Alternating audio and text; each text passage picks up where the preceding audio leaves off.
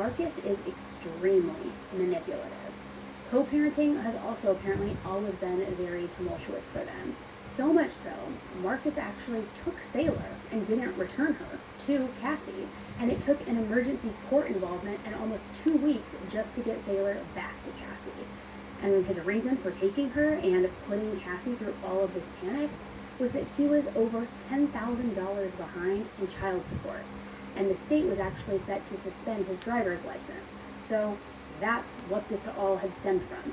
And so he filed a CPS report and then just took Sailor and fled. And CPS had been called numerous times regarding this relationship and these two parents.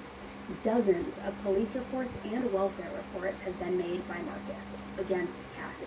Each report has always been unfounded. And Cassie even said that she knew nearly every single member of the CPS staff by name because of how often Marcus was calling them and trying to get them involved, although everything, again, was unfounded. So you have to be seeing them quite a bit to then be on a first name basis with them. So naturally, I'm Chris Paul. I played in the NBA for 17 years, and I've learned so much on and off the court. I'm going to have conversations with leaders in sports, entertainment, and business about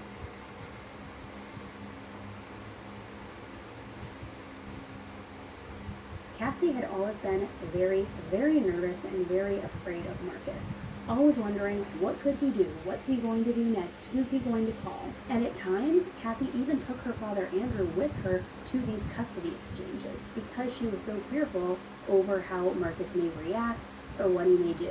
And at one point, Cassie even had said to her brother that if anything were ever to happen to her, it was Marcus. Well, unfortunately, that all seemed to reach a head and a boiling point.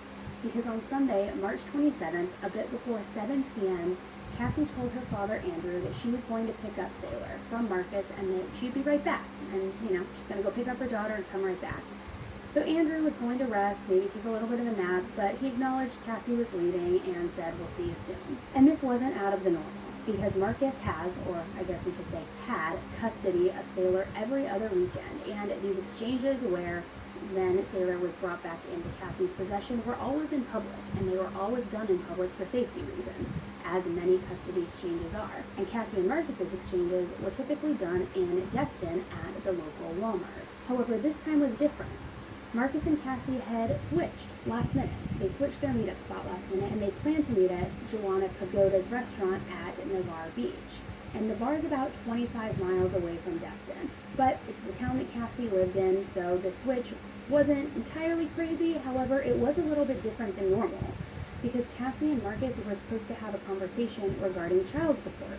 Yet again, we're going back to child support. Because remember, Marcus's license was set to be suspended for non-payment. So Cassie goes to this exchange to have this conversation with Marcus and to pick up her daughter Sailor. And then Cassie's father Andrew woke up a couple of hours later, and he was immediately worried because Cassie wasn't home yet. And this was not like her, and it was extremely out of the ordinary. So he called her, but he got no answer. And then around 9:40 p.m., Andrew texted Cassie. And he says in this text, "Cassie, I'm trying to call you, what's going on?" And then he sent another message saying, "I'm freaking out, Cass. Call me as soon as you get this message." Clearly a father